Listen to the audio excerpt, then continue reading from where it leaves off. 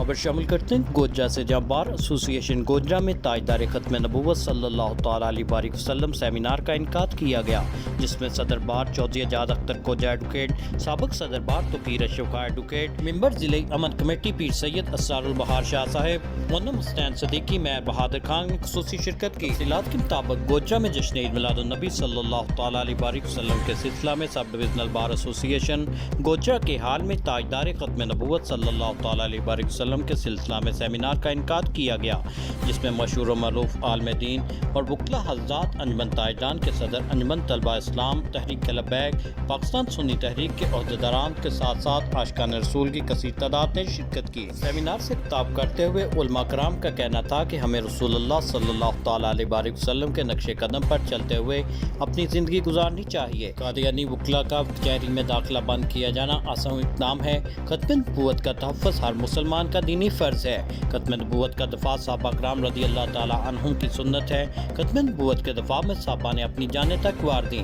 खत्म नबूवत की पुश्त पर नबी करीम सल्लल्लाहु तआला अलैहि वसल्लम का हाथ होता है। खत्म नबूवत के दफ़ा की खातिर जान देना भी सादत की बात है।